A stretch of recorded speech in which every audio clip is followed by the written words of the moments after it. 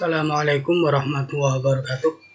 Anak-anak yang saya cintai dan banggakan, bersyukur kehadirat Allah Subhanahu wa taala karena pada hari ini kita masih diberi nikmat sehat, nikmat kesempatan, nikmat hidup sehingga kita masih bisa mengikuti pembelajaran meskipun masih dalam pembelajaran daring atau pembelajaran jarak jauh. Semoga hal tersebut tidak mengurangi semangat kalian dalam mengikuti pembelajaran bahasa Indonesia maupun pelajaran yang lain. Anak-anak yang saya cintai, pada video kali ini saya akan membahas tentang tugas menulis surat lamaran pekerjaan yang sudah kalian kerjakan beberapa waktu yang lalu, tetapi saya melihat ada ya bisa dikatakan cukup banyak yang masih harus diperbaiki dari penulisan surat lamaran pekerjaan tersebut. Mengapa ini perlu saya bahas kembali? Karena saya merasa materi ini nanti akan sangat kalian perlukan ketika kalian nanti terjun ke kehidupan nyata setelah kalian lulus SMA ataupun nanti kalau yang melanjutkan kuliah ya setelah kuliah, yaitu untuk melamar pekerjaan yang sesungguhnya. Oleh karena itu, pada kesempatan ini saya ingin membahas tugas tersebut agar ke depan ketika kalian menulis surat lamaran yang sebenarnya, kalian tidak bingung, tidak lagi melakukan kesalahan-kesalahan yang semestinya tidak ada dalam surat lamaran. Karena sudah saya sampaikan di materi bahwa surat lamaran merupakan etalase atau cermin bagi kepribadian kalian. Kalau surat lamaran kalian itu tidak rapi, kotor, penuh coretan, atau ada kesalahan, itu akan mencerminkan kepribadian kamu yang mungkin dinilai oleh perusahaan itu menjadi pribadi yang kurang kompeten atau kurang bagus dalam bekerja. Nah, oleh karena itu, silakan nanti ini disimak penjelasan saya terkait dengan penulisan surat lamaran pekerjaan.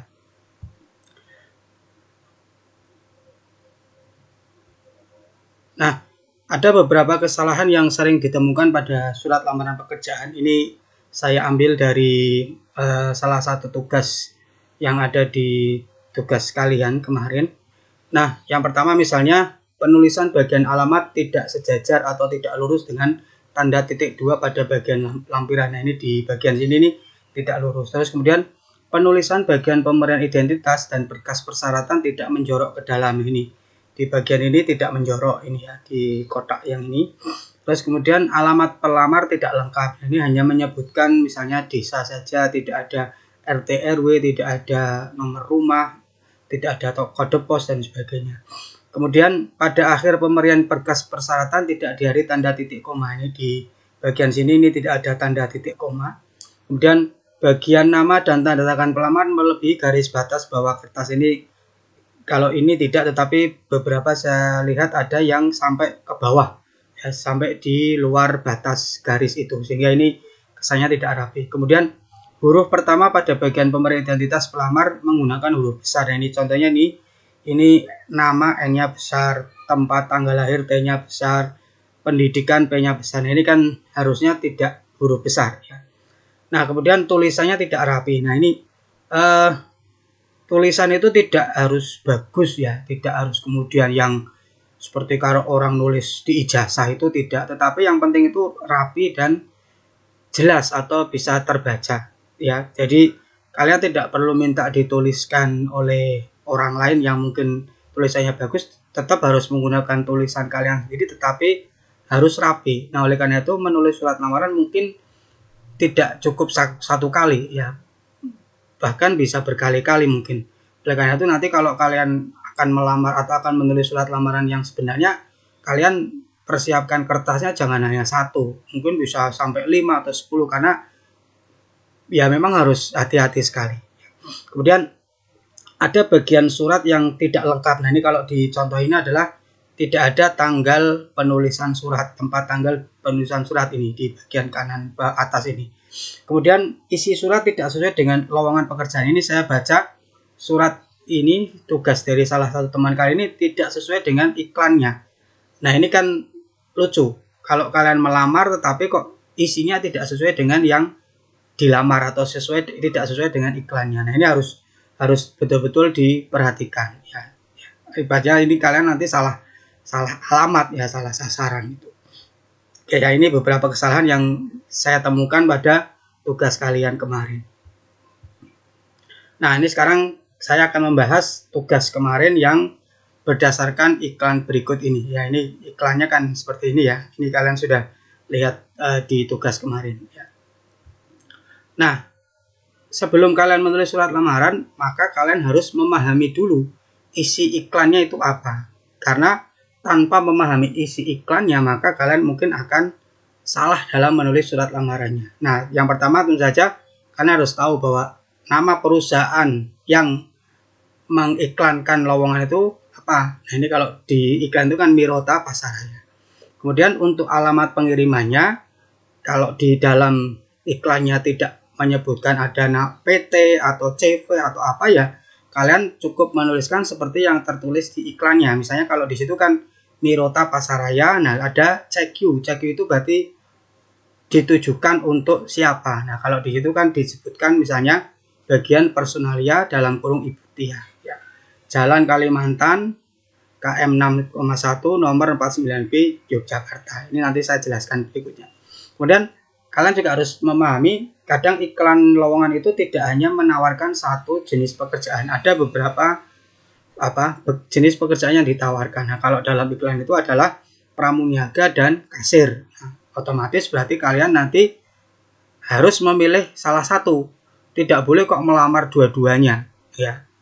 Itu kemaruk namanya ya. Wong satu aja belum tentu diterima kok mau melamar dua ya. Jadi ngelamarnya harus hanya salah satu yang sesuai dengan kualifikasi atau persyaratan yang kamu punyai. Kemudian harus memenuhi persyaratan yang dibutuhkan dan harus dibuktikan dengan dokumen atau berkas yang mendukung. Jadi dalam iklan itu pasti disebutkan persyaratan yang dibutuhkan untuk melamar. Nah, semua syarat itu kalau bisa dibuktikan dengan dokumen, maka kamu harus melampirkan dokumen untuk membuktikan itu. Nah, kalau dalam iklan tersebut, nah di situ dijelaskan pertama atau disebutkan syaratnya adalah wanita atau pria usia maksimal 29 tahun. Nah, apa yang bisa untuk membuktikan bahwa kamu pria atau wanita? Ya tentu saja selain foto pasti adalah fotokopi ya, dan juga fotokopi KTP, dan karena di KTP kan disebutkan di situ tertera tempat tanggal lahir kalian, itu kan buktinya, bukti bahwa kamu itu benar-benar wanita, benar-benar pria dan usianya belum lebih dari 29 tahun. Kemudian syarat yang kedua di situ disebutkan pendidikan minimal SLTA. Nah, apa yang bisa membuktikan bahwa kamu pendidikannya minimal SLTA ya tentu saja adalah fotokopi ijazah terakhir. Kemudian sehat jasmani dan rohani. Nah, apa buktinya? Apakah kamu harus berpenampilan seperti Binaraga Adira itu atau seperti Deddy Corbuzier? Kan tidak perlu seperti itu ya. Pembuktiannya adalah dibuktikan dengan surat keterangan sehat dari dokter. Nah, ini kalian bisa minta bisa ke dokter, bisa ke puskesmas. Kemudian di situ disarankan juga daftar riwayat hidup atau kurikulum vitae. Nah, kalau kurikulum vitae kalian ini bisa membuat sendiri seperti pada materi yang saya jelaskan sebelumnya, atau juga bisa kalian beli formulir atau blanko CV ya. Terus kemudian di situ jelas disebutkan ada syarat pas foto 4x6 sebanyak 2 lembar. Ini harus disampaikan. Terus kemudian ada fotokopi KK ya, fotokopi KK. Kemudian di situ ada syarat jujur sanggup bekerja sesuai shift. Nah, kalau ini kan tidak bisa dibuktikan. Kamu jujur, buktinya apa kan tidak bisa. Tidak ada dokumen pernyataan bahwa saya jujur kan tidak perlu. Nah, kalau ini ketika kalian melamar maka berarti kalian siap bersedia untuk memenuhi tadi jujur dan bekerja sesuai dengan shift. Nah, selain persyaratan atau dokumen yang tadi disyaratkan, kalian juga boleh melampirkan dokumen lain yang menurut kalian itu bisa menambah nilai positif dari diri kalian. Misalnya, kalian pernah mengikuti pelatihan, malah mengikuti kursus dan sebagainya. Nah, itu perlu kalian lampirkan meskipun di dalam iklannya tidak disebutkan. Misalnya, kamu pernah ikut kursus bahasa Inggris, meskipun di dalam iklannya tidak menyebutkan harus melampirkan itu, tapi kamu boleh melampirkan. Terus pernah khusus komputer itu juga, walaupun tidak disebutkan, kalian boleh melampirkan karena itu merupakan nilai positif untuk menambah nilai positif kalian ketika melamar pekerjaan tersebut. Kemudian juga kadang ada yang ditambahi dengan SKCK. Ini tentu saja ya kalau kalian minta ya boleh saja dilampirkan dari pihak kepolisian ya. Terus juga kadang ada yang melampirkan kartu pencari kerja atau istilahnya kartu kuning ya. Nah, ini dimintanya dari Dinas Ketenagakerjaan. Ini syarat-syarat yang boleh dilampirkan meskipun tidak diminta ya. Nah, sekarang saya ingin membahas perbagian dari surat lamaran yang tugas yang sudah kalian lakukan. Yang pertama adalah bagian lampiran, perihal, dan tanggal surat. Nah, penulisan jumlah lampiran cukup ditulis dengan satu berkas seperti ini. Ya, jadi tidak perlu dihitung berapa jumlah lampirannya, tapi cukup satu berkas. Kemudian penulisan perihal juga sudah jelas, yaitu lamaran pekerjaan. Jadi tidak usah ditambah apa-apa, cukup langsung lamaran pekerjaan. Terus kemudian penulisan tempat dan tanggal surat tidak boleh menggunakan singkatan. Jadi ya ini kemarin saya temukan juga tempat suratnya jangan menggunakan nama desa atau nama kecamatan ya. Jadi misalnya Wates itu jangan, tapi yang digunakan adalah nama kabupaten, itu Batang. Kemudian koma, terus kemudian penulisan tanggalnya ya juga lengkap seperti ini. Jangan disingkat misalnya 28 tanda hubung 77 kayak ini tidak usah, atau garis miring dan sebagainya itu jangan ya, tapi dituliskan seperti yang ada di sini. Oke, kita lanjutkan. Kemudian alamat tujuan surat. Nah, ini saya contohkan dari yang kemarin saya untuk tugasnya. Yang pertama, penulisan alamat tidak perlu diberi kata kepada. Ya, ini kan tidak ada kata kepada. Terus kemudian apabila yang dituju adalah nama perusahaan, maka tidak perlu menggunakan kata sapaan Bapak, Ibu, Saudara. Karena kan ini Mirota Pasar ini kan adalah nama perusahaan. Jadi tidak usah ada Bapak, Mirota atau Ibu. Ini kan bukan nama individu. Bedakan dengan nama individu seperti Ibu Tia. Nah, kalau di sini kan ada nama individu yaitu Tia, maka boleh diberi sapaan Ibu Tia. Kemudian penulisan kata jalan tidak boleh disingkat seperti JL atau JLN dan sebagainya. Ini ditulis lengkap jalan. Kemudian, nah ini kemarin yang banyak yang bertanya ini. Apabila setelah nama jalan terdapat 2 deret angka, nah kalau di sini berarti ada KM 6,1 dan nomor 49B, maka boleh ditulis kata nomor atau no singkatan ini ya, untuk membedakan antara 2 deret angka tersebut. Nah, contohnya seperti ini. Jalan Akasia, RT 4, RW 9, nomor 22, Kauman Batang. Nah, ini kalau tidak diberi nomor atau tulisan nomor seperti ini, maka ini akan bingung nanti. Apa 22 misalnya itu apa? Nah, oleh karena itu, kalau ada yang deretannya lebih dari 1 angka seperti ini boleh ditulis ada kata nomor. Ya, beda dengan yang kalau hanya ada 1 deret angka, misalnya kalau di contoh kemarin misalnya Jalan Mawar 9. Nah, kalau hanya 9 tok saja ya tidak perlu ada kata nomor 9 karena itu jelas merupakan nomor rumahnya atau nomor bangunannya. Itu ya. Nah, terus kemudian penulisan nama kota tidak perlu ditambah dengan kata di. Jadi tidak usah ada di Yogyakarta, tapi langsung saja Yogyakarta seperti contoh ini. Oke, kita lanjutkan. Kemudian salam pembuka dan paragraf pembuka. Nah, ini gunakan salam pembuka yang netral, yaitu dengan hormat ya. Jadi karena kita tidak tahu yang dituju itu muslim atau bukan, maka ya kita gunakan yang netral saja, itu dengan hormat. Perhatikan tanda baca setelah kata hormat adalah tanda koma, ya ada tanda komanya. Kemudian apabila surat lamaran ditulis berdasarkan iklan, maka dicantumkan sumber iklannya. Kalau di koran, misalnya di sini ada koran ya, berarti tuliskan dimuat di koran. Kalau di media sosial ya dituliskan saja di media sosial Facebook atau WA atau mungkin Instagram dan sebagainya, atau website, dan dituliskan saja di bagian sini berdasarkan iklan lowongan pekerjaan yang dimuat di website www apa misalnya seperti itu. Nah, terus kemudian dilanjutkan seperti ini. Nah, terus kemudian kata ganti yang digunakan adalah saya ya. Jadi diperhatikan di sini adalah saya. Jangan menggunakan kami, jangan menggunakan aku ya. Karena memang kata yang ganti yang netral ya saya. Kalau kami itu kan berarti ada banyak atau tidak tunggal ya. Kalau aku nanti terkesan tidak formal ya itu. Kemudian perhatikan di sini tanda baca setelah kata saya adalah tanda koma. Ini di sini dengan ini saya koma ya. Ini kadang ada yang salah menggunakannya titik 2 ya. Karena kebiasaan kalau pemerian menggunakan titik 2, tapi yang betul adalah tanda koma ya. Oke.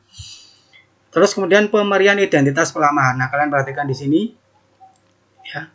Penulisan bagian ini, bagian pemerian identitas itu menjorok ya. Nah, menjoroknya berapa senti ya, kalian kira-kira saja mungkin sejajar dengan paragraf ya, sejajar dengan menjoroknya paragraf yang ada di sebelumnya.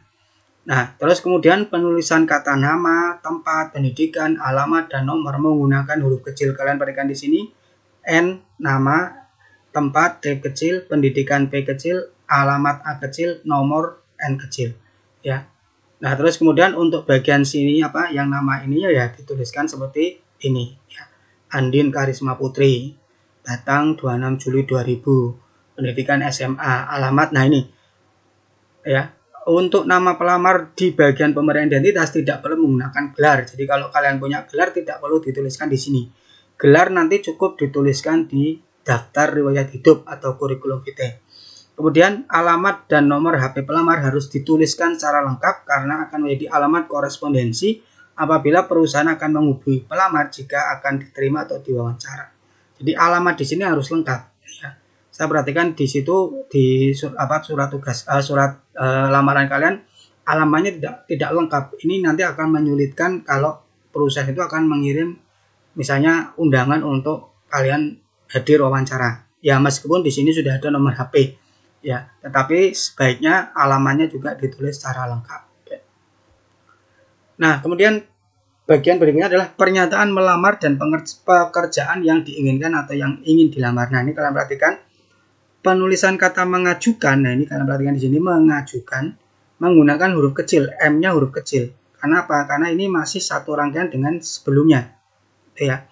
Nah, pada bagian ini pelamar harus menyebutkan secara jelas pilihan pekerjaan yang diinginkan atau dilamar, terutama apabila ada beberapa jenis pekerjaan yang ditawarkan. Nah, misalnya kalau pada iklan tersebut ada 2 jenis pekerjaan yaitu pramuniaga dan kasir, maka ya kamu harus menyebutkan yang dilamar yang mana. Ya, kalau di sini adalah mengajukan lamaran untuk menjadi kasir. Jadi harus jelas ya. Terus pelamar juga harus menyatakan bahwa dirinya telah memahami dan memenuhi persyaratan yang dibutuhkan untuk melamar pekerjaan tersebut. Nah, ini kalimatnya adalah adapun kualifikasi yang saya miliki sesuai dengan syarat-syarat telah ditentukan. Jadi dengan seperti ini berarti kalian menyatakan kalian sudah memenuhi persyaratan tersebut. Nah, oleh karena itu jangan coba-coba untuk melamar pekerjaan yang kalian tidak memenuhi persyaratan. Misalnya tadi usianya maksimal 29 tapi kalian sudah berusia 30 ya. Jelas tidak akan diterima karena itu tidak memenuhi persyaratan. Oke. Kemudian pemberian berkas persyaratan. Nah, ini juga bagian ini adalah harus diperhatikan sebagai bahan pertimbangan. Bersama ini saya lampirkan berkas-berkas sebagai berikut titik. Nah, ini tanda baca di sini adalah tanda baca titik ya. Itu ya, kalau karena titik maka adalah ini menggunakan nomor urut ya, jangan menggunakan tanda bintang atau tanda strip atau apa ya, tapi menggunakan nomor 1 sampai berapa itu. Kemudian disebutkan persyaratan-persyaratan yang kalian lampirkan apa ya. Misalnya yang pertama adalah fotokopi KTP ya. Nah, di akhir pemberian ini kalian menggunakan tanda titik koma. Perhatikan ya, di sini tandanya adalah tanda titik koma. 1 fotokopi KTP titik koma, 2 fotokopi ijazah terakhir titik koma, 3 fotokopi KK titik koma, 4 fotokopi sertifikat kursus komputer titik koma, 5 surat keterangan sehat titik koma, 6 daftar riwayat hidup titik koma, 7 pas foto 4x6 sebanyak 2 lembar. Nah, pada pemberian yang terakhir ini, nah ini baru tidak menggunakan titik koma, tapi menggunakannya adalah tanda titik ya. Jadi di terakhir ini kalau misalnya di sini nomor 7, maka di sini menggunakan tanda titik. Oke ya. Nah, kemudian untuk paragraf penutup. Nah, untuk paragraf penutup kalimatnya misalnya seperti ini. Demikian surat lamaran pekerjaan ini saya ajukan. Atas perhatian Bapak Ibu saya ucapkan terima kasih. Nah, pelamar tidak perlu terlalu merendahkan diri dan terlalu berharap misalnya besar harapan saya atau saya berharap dapat diterima, saya berharap Bapak Ibu sudi menerima saya dan sebagainya. Ini ya kesannya memang bagus ya, tetapi ini kalau seperti ini malah seolah kamu jadi kayak terlalu merendahkan diri, terlalu mengemis-ngemis seperti itu. Nah, ini menurut saya malah sebaiknya dihindari yang kalimat seperti ini. Kemudian penutup surat lamaran tidak perlu berlebihan. Jadi misalnya saya haturkan ribuan terima kasih atau saya menyampaikan terima kasih yang setinggi-tingginya. Nah, ini juga sebaiknya tidak perlu seperti itu. Cukup seperti yang ada di contoh ini aja. Nah, kemudian ini salam penutup nama dan tanda tangan pelamar. Nah, untuk salam penutup menggunakan frasa hormat saya dan diakhiri dengan tanda koma seperti ini. Kemudian penulisan nama pelamar harus lengkap dan tidak perlu diberi tambahan tanda kurung atau garis bawah. Jadi pada nama ini rasa di tanda kurung, tidak usah di garis bawah ya. Dan jangan sampai tanda tangan ini ada di melebihi batas akhir dari kertas itu ya. Meskipun kalian merasa paling tanda tangan enggak, justru kalau ini kamu paksakan di bawah melebihi batas baris itu kan kemudian malah kesannya tidak rapi. Kesannya tidak rapi. Kalau memang kalian tidak cukup di satu lembar, maka mulai dari bagian ini, bagian penutup ini dan tanda tangan itu boleh kalian pindah ke halaman berikutnya. Tapi jangan di halaman belakangnya, tapi di halaman yang sebelahnya atau berikutnya ya. Intinya jangan bolak-balik, tapi di halaman berikutnya. Oleh karena itu, kalau kalian menulis surat lamaran dan cukup satu lembar, maka biarkan kertasnya ya tetap 2 lembar meskipun lembar yang kedua kosong. Jangan terus kamu iman-iman sing siji ku nglamar liya nih, jangan. Itu malah tidak rapi. Jadi meskipun sudah satu lembar, yang berikutnya kosong ya biarkan, jangan disobek. Iman-iman dan sebagainya jangan. Biarkan seperti itu. Dan jangan lupa surat lamaran harus ditandatangani. Oke. Surat lamaran pekerjaan adalah etalase ya. Sekali lagi ini saya jelaskan, etalase cermin bagi diri kalian saat melamar sebuah pekerjaan. Baik buruknya kesan atas diri kalian sangat ditentukan oleh surat lamaran pekerjaan yang kalian buat. Ya, jadi sebelum perusahaan itu melihat kamu secara langsung kan yang dilihat pertama kali adalah surat lamarannya. Oleh karena itu kalau surat lamarannya belum apa-apa sudah kesannya tidak rapi, kotor, penuh kesalahan dan coret-coretan, maka belum apa-apa orang sudah memberi kesannya kan negatif. Oleh karena itu harus betul-betul dihindari. Oleh karena itu ketika kalian menulis surat lamaran pekerjaan harus benar-benar teliti, hindari kesalahan sekecil apapun, rapi dan jelas. Oke ya. Jadi itu pembahasan yang ingin saya sampaikan terkait dengan ulasan ya tugas kalian. Oleh karena itu, nah setelah ini kalian silakan diperhatikan lagi tugas surat lamaran yang sudah kalian buat itu. Kalian coba identifikasi, kalian coba temukan, kalian cari adakah kesalahan-kesalahan yang masih terdapat dalam surat lamaran tersebut berdasarkan penjelasan saya tadi. Ya, silakan diidentifikasi, dicoret-coret lagi kalau perlu yang berdasarkan tadi penjelasan saya. Nah, kalau sudah kalian identifikasi, kalian sudah temukan kesalahannya, nah silakan ditulis kembali. Ya, memang ini agak mengulang, tapi saya berharap ini kalian betul-betul lakukan dengan sungguh-sungguh karena ini untuk kalian sendiri, bukan untuk saya. Ya, kalian nanti akan menggunakan ini ketika kalian melamar pekerjaan yang sesungguhnya. Oleh karena itu silakan diperbaiki lagi, ditulis lagi di kertas yang baru. Jangan sampai ada kesalahan yang tadi saya jelaskan tadi itu.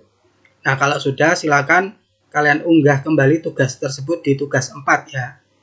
Ya, termasuk kalau kalian merasa sudah yakin atau sudah merasa benar dengan surat lamarannya, silakan semuanya juga mengunggah kembali. Jadi baik itu yang merevisi atau memperbaiki ataupun yang sudah saya sudah yakin benar tidak ada kesalahan ya silakan diunggah lagi di tugas 4 ya. karena nanti yang akan saya nilai adalah yang ada di tugas 4 ya. Jadi yang tugas 3 nanti akan saya tutup.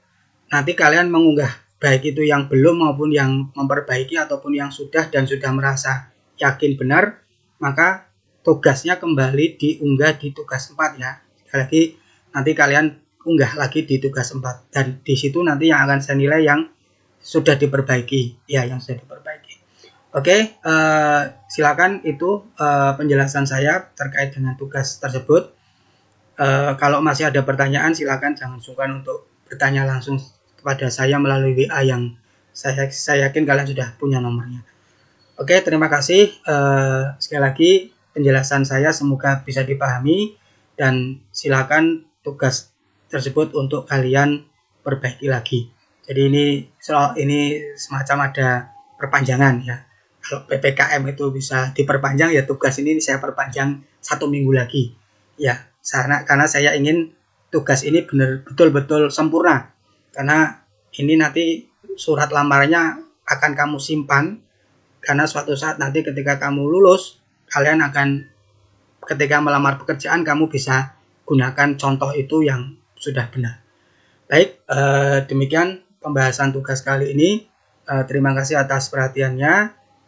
Jaga kesehatan, selalu patuhi protokol kesehatan 5M ya, dan saya akhiri. Terima kasih. Assalamualaikum warahmatullahi wabarakatuh.